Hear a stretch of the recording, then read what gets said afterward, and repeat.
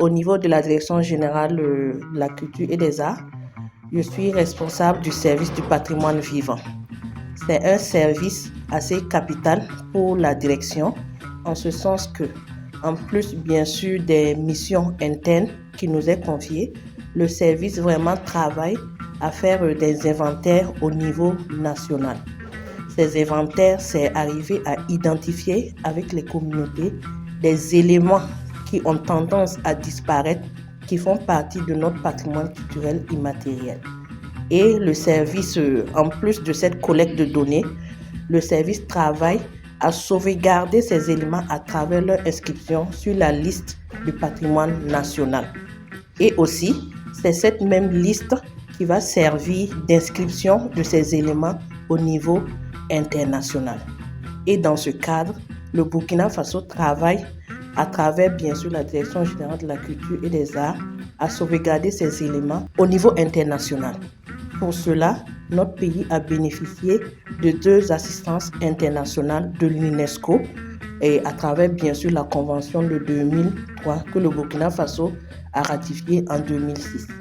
La première assistance financière internationale a permis au Burkina Faso de former 110 personnes dont sont issus les 12 facilitateurs.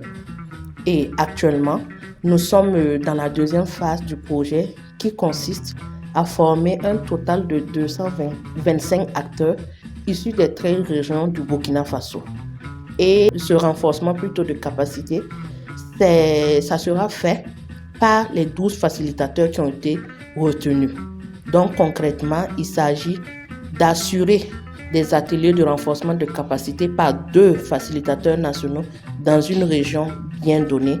Et la phase 2 va couvrir au total 7 régions, 7 ateliers régionaux qui vont permettre de renforcer les capacités de 225 acteurs locaux.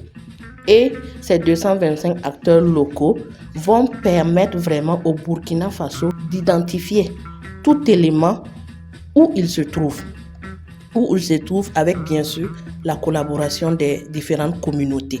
Cela va permettre de travailler à la sauvegarde, à la valorisation et pourquoi pas à la revitalisation de certains de nos éléments qui ont disparu pour assurer vraiment une transmission à la jeune génération.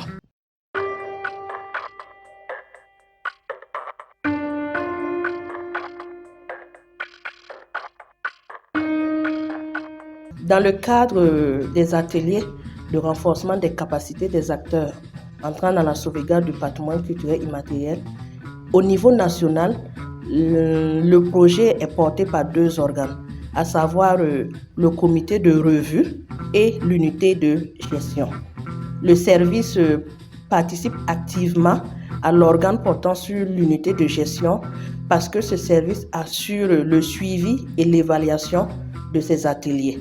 Raison pour laquelle notre présence dans les différents ateliers nous permet de voir si le message que les facilitateurs sont censés transmettre aux acteurs locaux est bien passé, si les participants comprennent bien la convention et si les participants du retour de la formation pourraient à leur tour procéder à l'identification, à l'inventaire et à la documentation des éléments de notre patrimoine culturel auprès de leur communauté. Raison pour laquelle nous impliquons vraiment les autorités coutumières qui sont les premiers garants de notre tradition au niveau vraiment local. C'est des personnes clés parce que derrière eux, ils ont toute une communauté qu'ils pourraient d'abord sensibiliser même à l'importance de leurs éléments du patrimoine culturel, à la préservation et à la transmission, surtout la transmission de leurs éléments du patrimoine culturel à la jeune génération.